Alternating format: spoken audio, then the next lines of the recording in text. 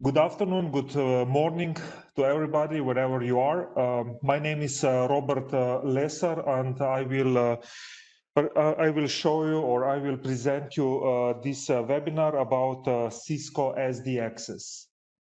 Before we start, this session will be recorded. When you enter to the session, you are muted.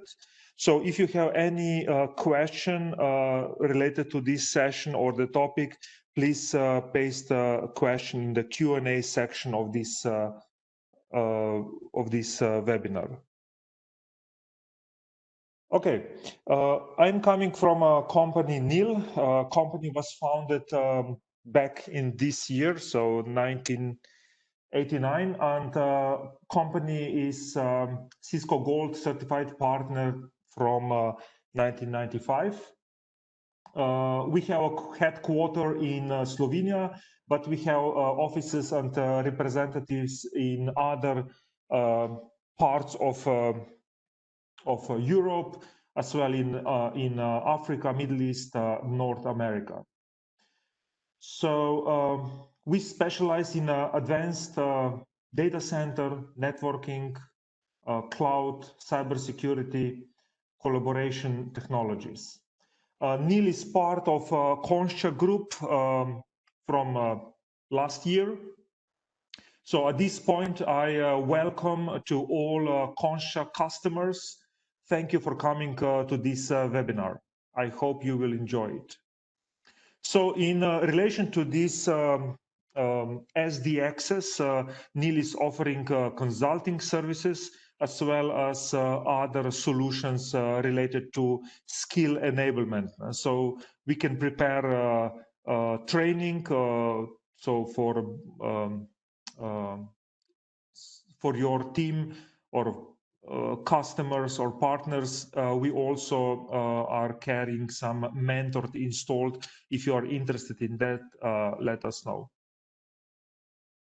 So on this webinar, this is a short webinar, we will I will present you four key things. First is some motivation for the SD Access. So why would we go there? What are current issues we may have in the network, and what kind of solutions SD Access can bring up.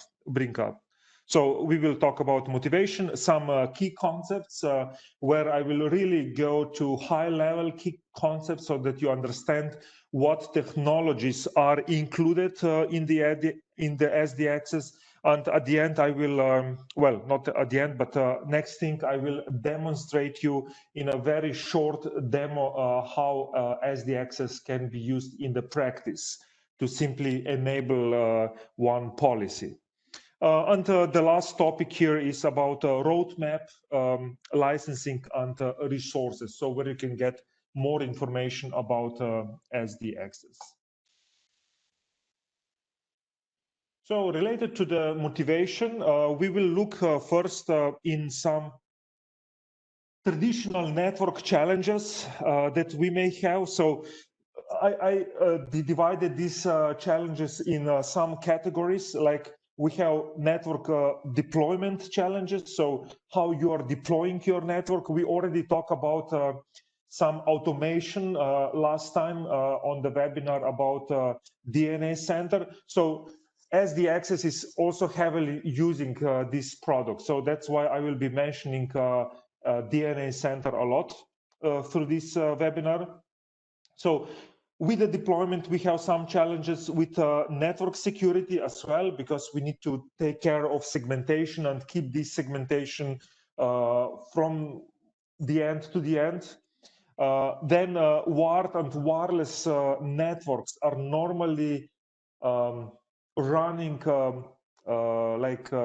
with the multiple policies, with the different addressing schemes, like DHCP configuration is complex, and we need to take care of security policies when you are in the wired or where you are in a wireless network. So with such solution as the access is, we are bringing this together on the same platform. So when you create a policy, you know that this policy will be held, doesn't matter whether a client is wired or wireless. And as well, there are some operational challenges where when we are looking for different areas like LAN, WAN, and data center, different tools are used to manage these parts of the network. So SD access, as you know, is related to the LAN environment. So that's why, let me show you a topology of a typical LAN environment where you have access devices or access switches at the bottom, where all your servers and end devices are connected to.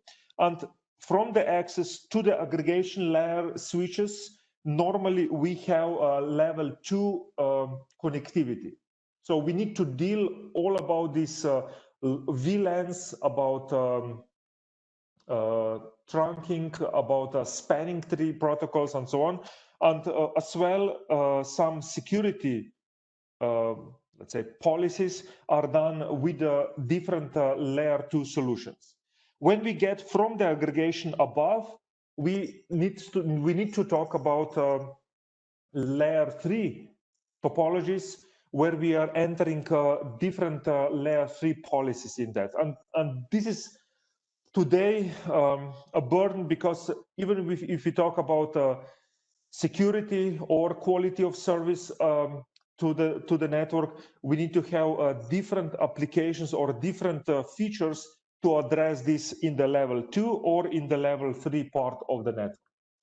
And then on the top, as you can see, there are other parts of the network that we will not address today, but they are also very important in this automation part that we want to address with new solutions. So data center, one part, and other services part.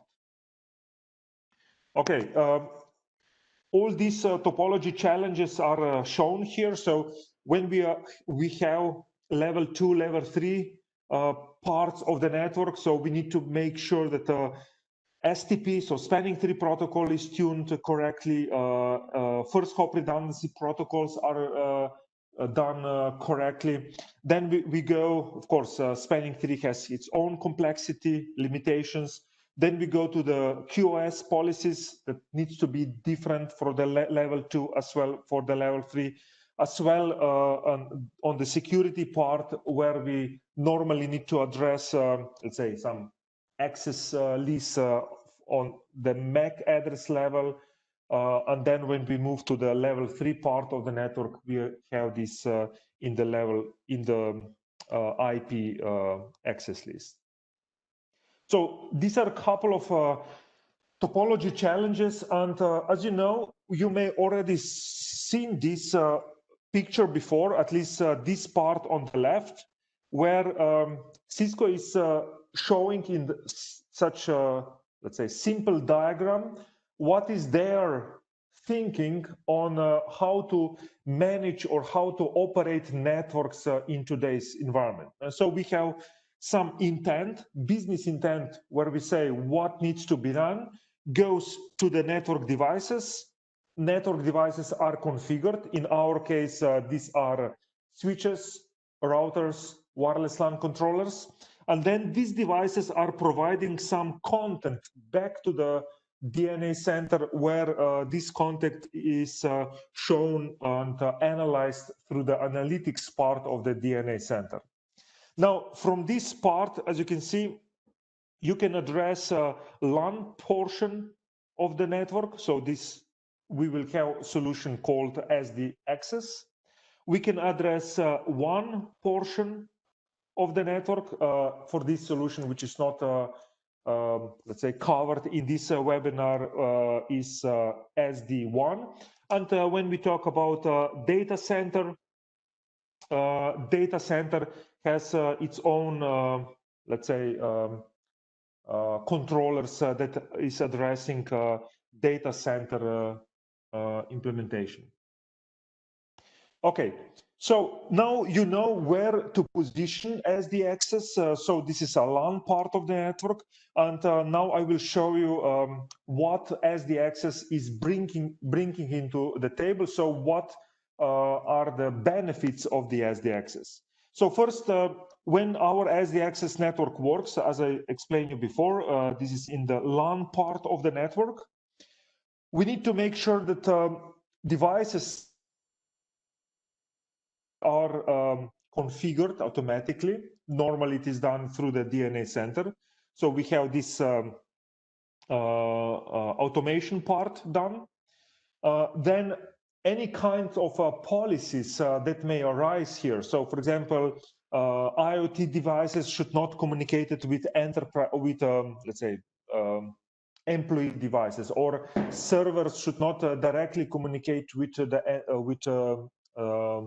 IoT devices and so on. So we have some kind of separation or some kind of policies between devices, and these policies are enabled through the DNA Center, but they are actually configured on the ICE. So this is identity-based policy and segmentation, which is done independent from the IP addresses and VLANs. So we will not talk anymore about VLANs and trunking, but rather in what VN device is sitting, or in what scalable group device is sitting. And as I showed you before, all these, let's say, performance factors, or all these performance parameters are then collected by the DNA Center, by the assurance part, where we can see how clients are performing or how applications are performing in our network. Okay, this is just for your reference. So SD access provides us end-to-end segmentation, at least when we talk about the LAN part. But you will learn later that also end-to-end segmentation is related to the other parts of the network. So to the WAN part or to the data center part. Improved workforce experience, where all these services are automated. Operational efficiencies, because everything is now operated through one controller, which is a DNA Center. So DNA Center is a key component we are using in this solution. And we are basically doing all this stuff through the DNA Center. So no need to go to the devices and perform some CLI magic. Everything is done through this GUI-based controller. And at the end, of course, these business insights that are shown in the DNA Center. Now, when we look into this motivation, let's look into what is SD access. Of course, there are many components, but if you want to understand what are those main components, basically, this sentence is true. And so basically, SD access is a campus fabric, which has a couple of switches or routers, plus controller. In our case, controller is Cisco DNA Center. So when we look into the campus fabric, we are basically talking about a combination of control devices or control switches, edge switches, control switches, or control plane nodes, and border nodes. So these are key components. But as you can see on this topology, we can have other devices that are also part of the fabric, but they don't understand any of the protocols that I will talk about them. So no other protocol needs to be understood by those. They just need to provide this connectivity between those devices. Now, we talk about a fabric. Basically, it means in the fabric, every device that connects to those switches below can communicate between each other. So this is somehow definition of the fabric. But with the SD access and with the policies, we can have many manipulation of this policy, saying who is able to talk to whom, or what protocol is allowed from, let's say, department A to the department B. Now, I will show you other key components, but for now you need to understand that campus fabric is portion of our network where we normally had those switches with a level 2 links between, with a trunk between them and so on. But now we have switches with the level 3 links between them and routing protocol running here to support our underlay. Because underlay will then provide functionality of the overlay that we want to build on top of this. And now let's move further. Let me explain you the other stuff. So as you see, I'm often talk about underlay and overlay. I'm sure you already heard about these, let's say, keywords or words. And on the table, on the screen, you can basically see a couple of technologies that you may learn from before that are actually examples of the overlay. For example, GRE is one of such. So you need to have some connectivity, but then you can create a GRE tunnel, and this brings you an overlay to the standard underlay topology. Same is with the MPLS, DMVPN, which is just another saying of dynamic GRE tunnels and so on. And so there are many examples of these overlay topologies that we want to build here. Yeah. But for the overlay technology to work, we need to have some kind of encapsulation. Now, this encapsulation, as you will see later, is basically a VXLAN encapsulation that we are talking about. So if those underlay devices below are providing connectivity, we have these level 3 links between those devices. We have IGP running between devices, so to provide full connectivity. But now, if I want, let's say, A to communicate with B, I need to have some overlay encapsulation, and for this encapsulation, I'm using VXLAN. You will learn later that for a VXLAN, so if this is my original packet, and this is my VXLAN encapsulation, plus outside IP header, for this VXLAN encapsulation to work, we have two values that I will describe a little bit later. We say they are VN as a virtual network value, and SG tag, scalable group tag, or security group tag, or source group tag, whatever you want to say. Well, it is actually the same thing, but it may be described differently from department to department. So we will talk about scalable group tags here. So this is important for our VXLAN encapsulation. To put everything together, as you can see, our fabric, I already present you before fabric edge nodes. These are responsible for classification of the traffic. So when a device connects to the fabric or to the SD access, I need to know how to classify this user. So in what VN or what SG tag this user should use. So classification is normally done here on those edge devices.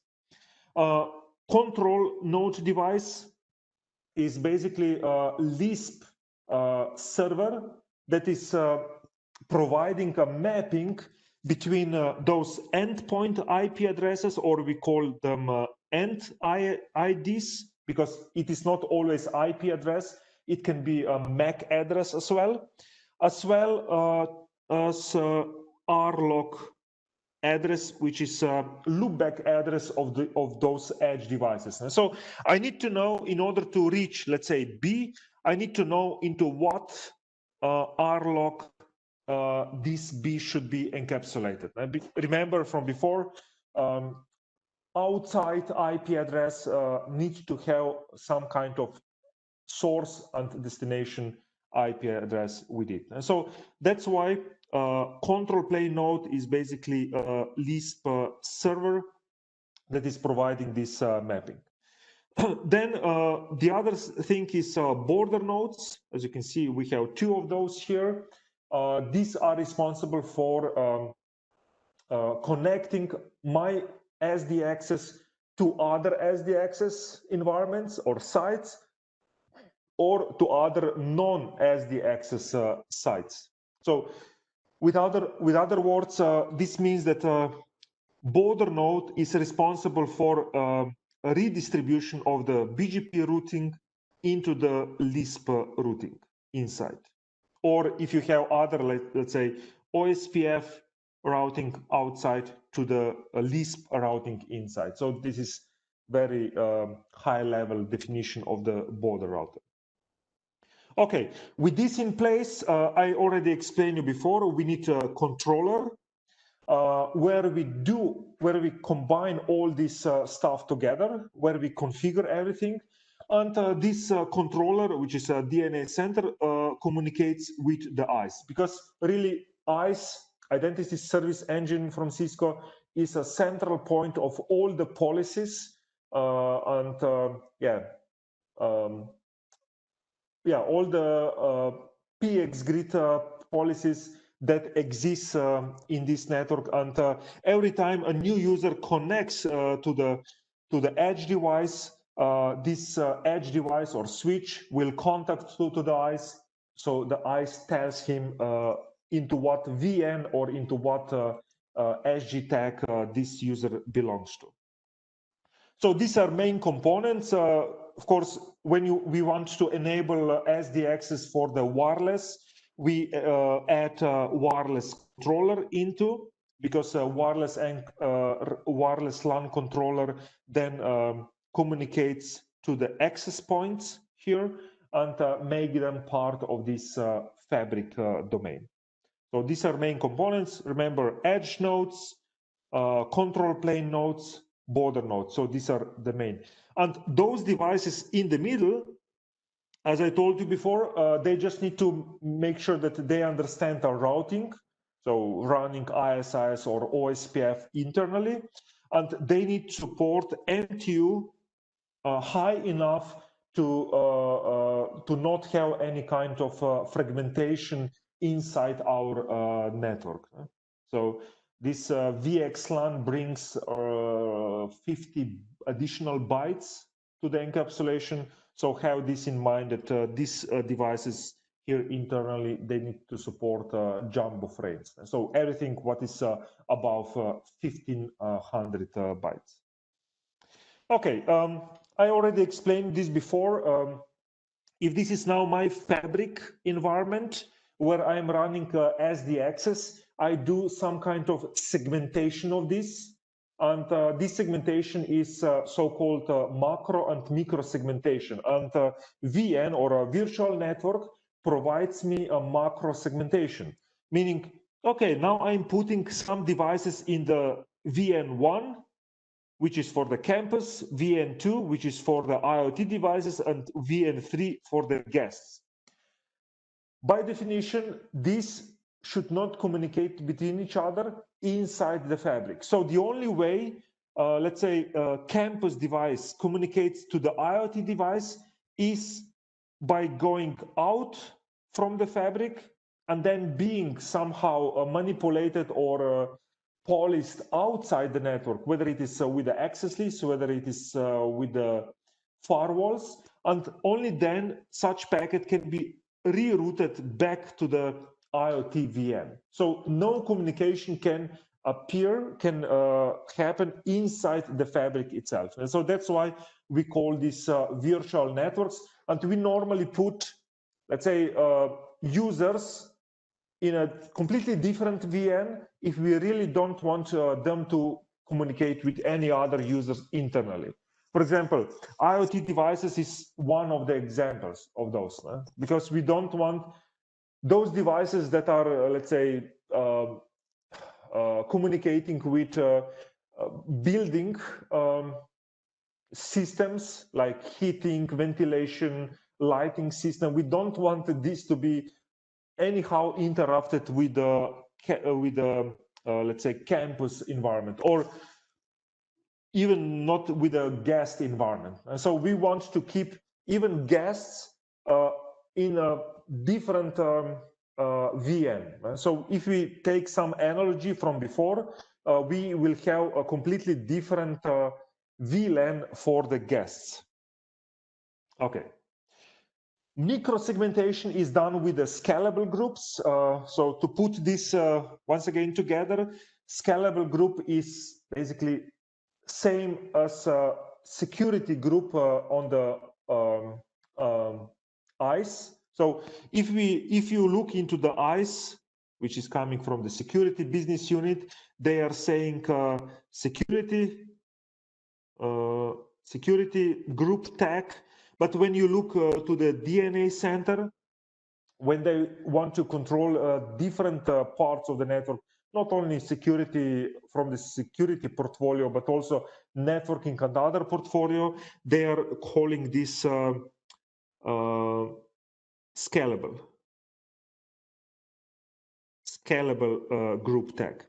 But in reality, none of this is correct, because if you look to the Lisp definition, SGT is basically meant to be used for source group tag, because then there is also a thing used as a destination group tag. But let's not go into such details.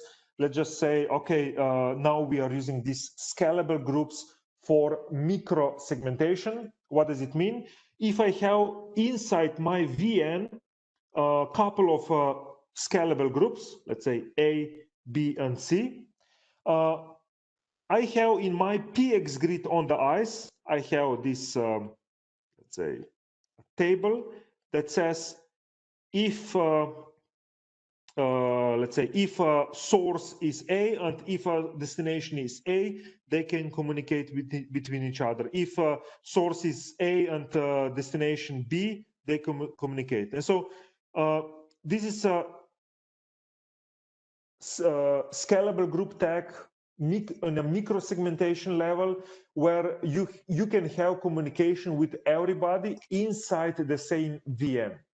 And then, as I will show you later in my demonstration, you can make some policies saying, okay, now B and C should not communicate, or B and C should have some restriction in communication. And as you will see from my demonstration, it is very easy to achieve.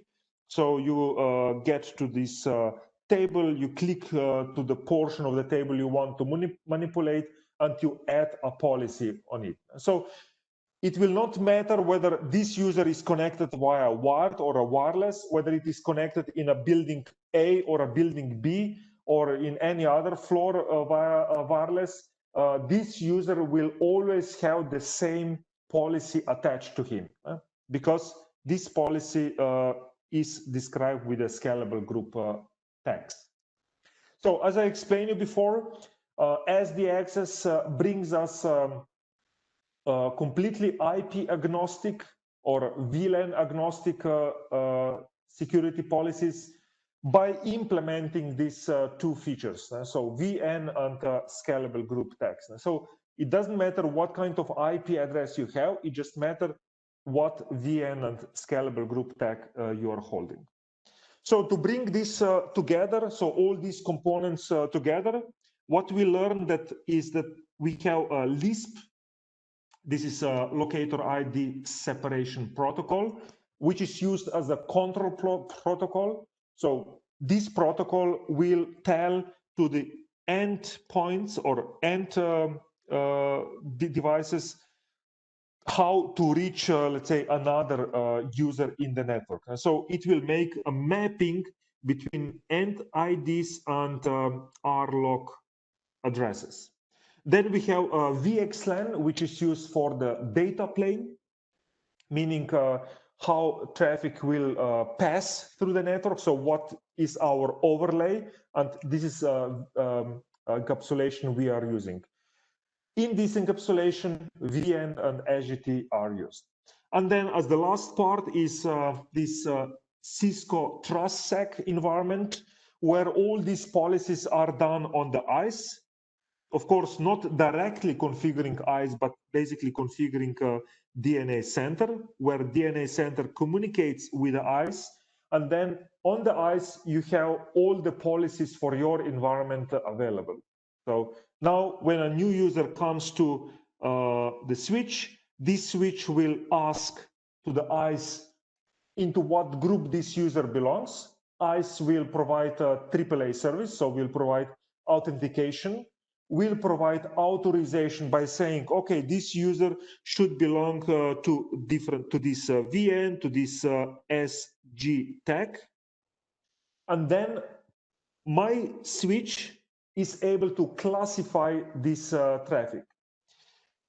Then when a traffic is classified, the switch will ask to the control plane, please tell me, my user wants to communicate with this user, let's say Y here, and my user is X.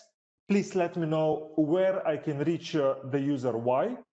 And control plane, so Lisp will provide information to him, telling him Y is reachable over this switch, let's say B on this side.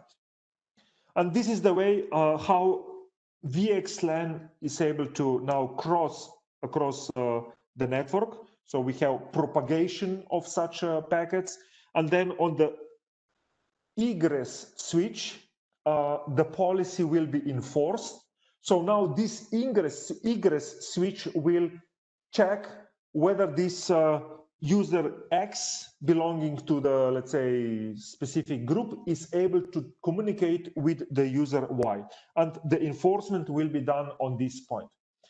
So once again, classification on the ingress, then propagation of the traffic through the VXLAN, and then the last or egress device will enforce specific policy, whatever we configured before. So policy enforcement is done in there.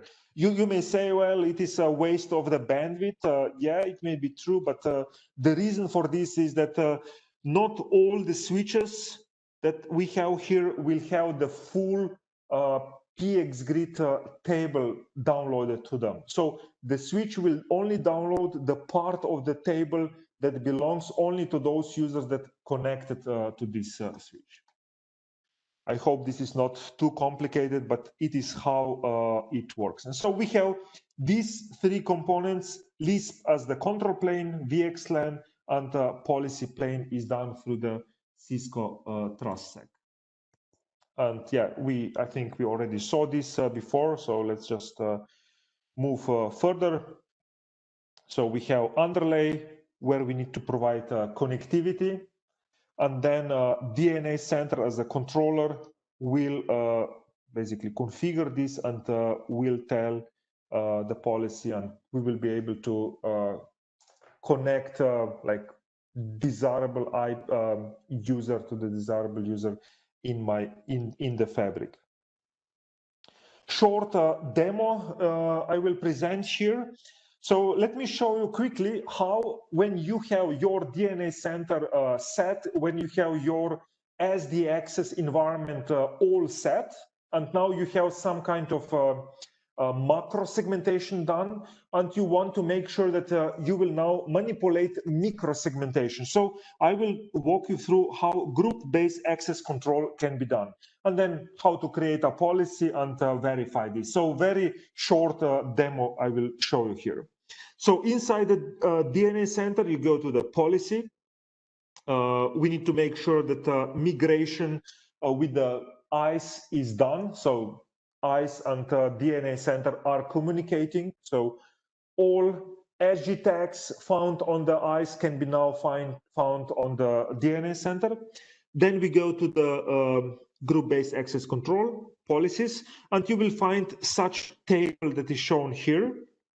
you select, okay, I want to manipulate a policy where employee communicates with a contractor. And I want to make this in both direction. I select this box here, click to the box, create policy window will pop up. And now I'm able to select two contracts that are by default already there, but I can create my own contracts. So contract is basically level 4 policy that tells me what protocol is allowed. But let's say that now my contract will simply be deny IP.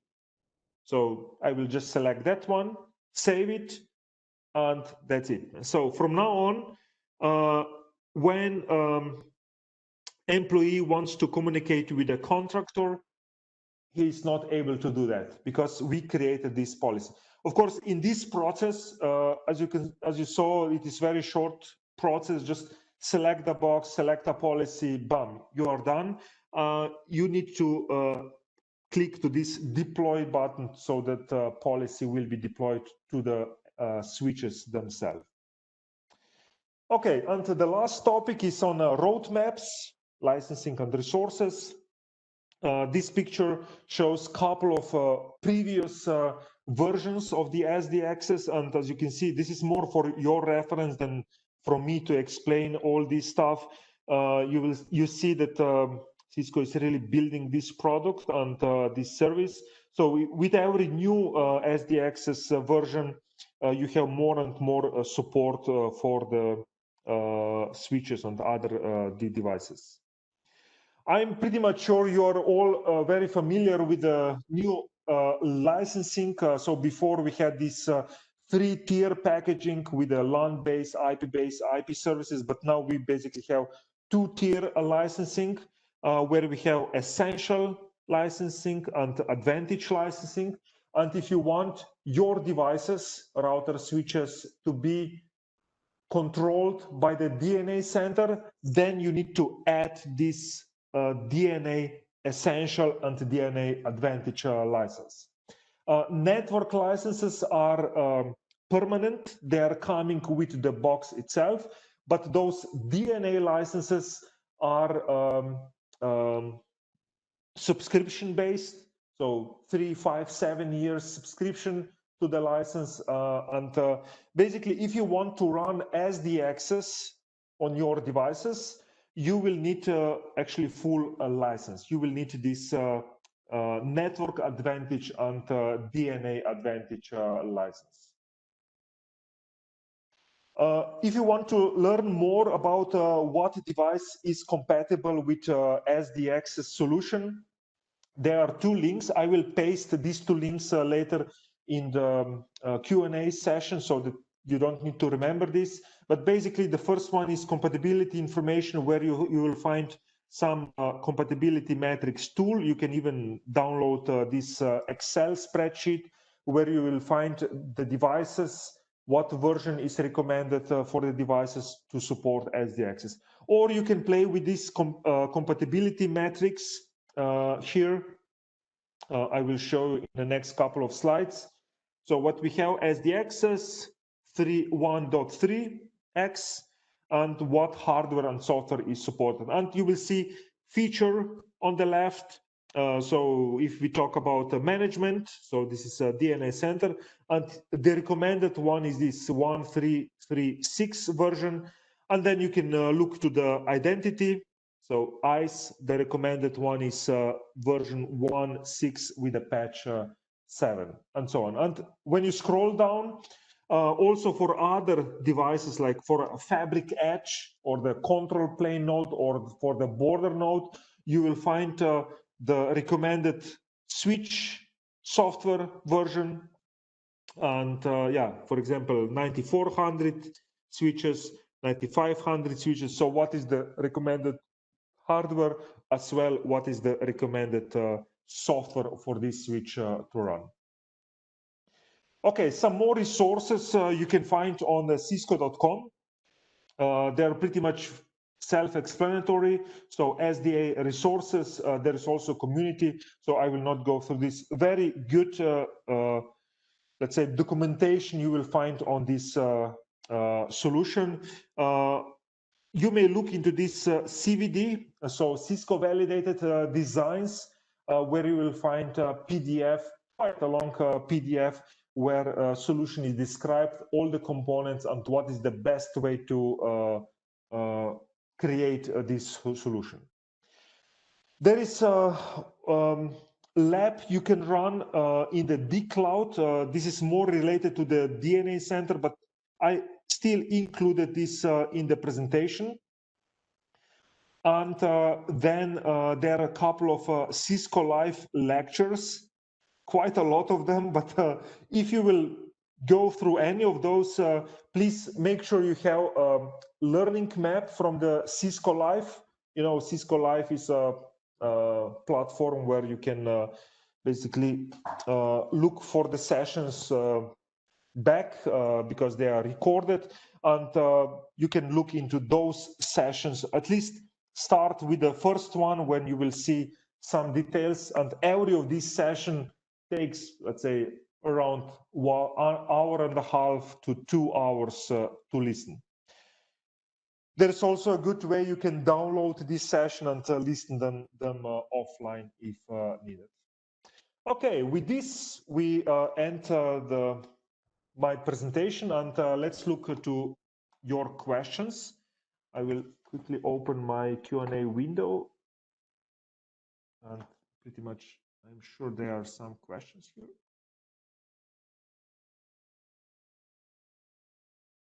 Okay, what is FIAP?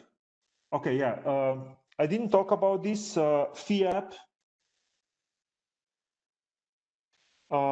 refers to the fabric in a box.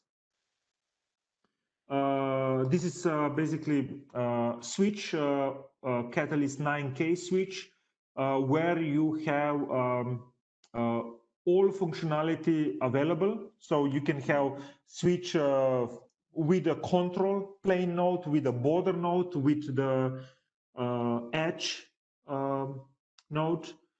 So this is more relevant for the small offices because this solution with each of these components being a separate device, maybe for let's say mid-size to large offices, but for a smaller branch offices, this may be a good solution. So to purchase a single Catalyst 9K switch and then run all these things on such a switch.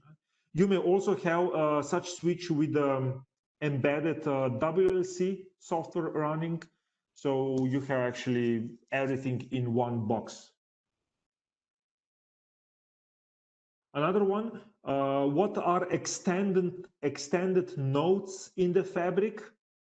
Okay, when I talk about the solution where we have edge nodes, control node, border node, I didn't mention these extended nodes that you can basically connect to the end nodes.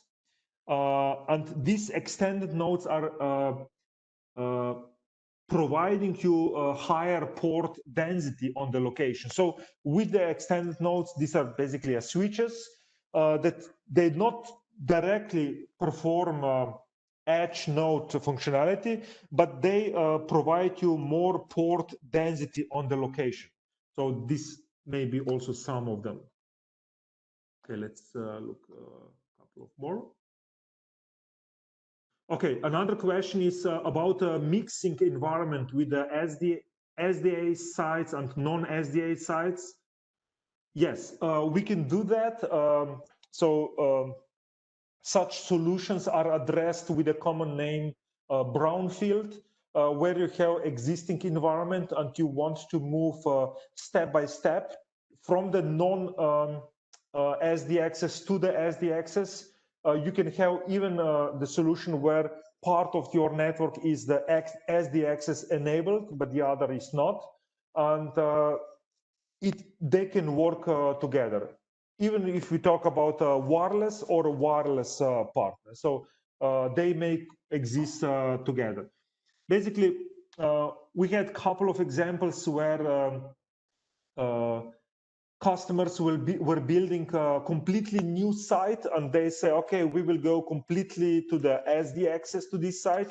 So this was the completely greenfield approach for them. But then on the other side, the customers, they are not in the, let's say, purchasing cycle of the renewing of the hardware.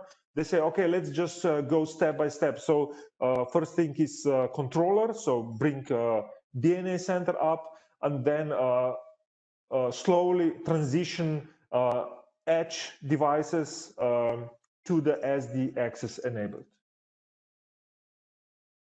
Okay, another question, can we make a policy that says allow deny SGT to SGT, at the same time deny source IP outside the fabric? Yes, we can make such a policy, yes. Because SGT to SGT policies, so these are group-based access policies, are related to the fabric itself. But then when a fabric communicates to a non-fabric or to the non-SD access, then you need these IP-based policies. Okay, I will provide to this link to the sites that I had here. Let me see if this will work in the chat window. Very useful links I pasted in the chat window when you're starting developing SD access. Yes, you will get a recorded session URL later from us. Our production team will go through it, doing it pretty, and then you will get a URL for this recorded session. Question about a control node is a DNA Center? No, control node is just a Lisp server. So control node is inside the fabric to provide mapping for the endpoints. So this is a control node. DNA Center lives outside the fabric and is only controlling those devices. I just picked this from the session. Okay, guys, I see some questions are repeating, so let's wrap up. If any additional questions, this is my email address. You can also contact our team here at NIL, and we will definitely provide you some more information about the products we are providing. I also invite you to other webinars. We will deliver some webinars on other products. So have a look into this with future webinars we will run in next couple of months. Okay, by saying this, thank you for your participation, and we'll see you soon. Goodbye.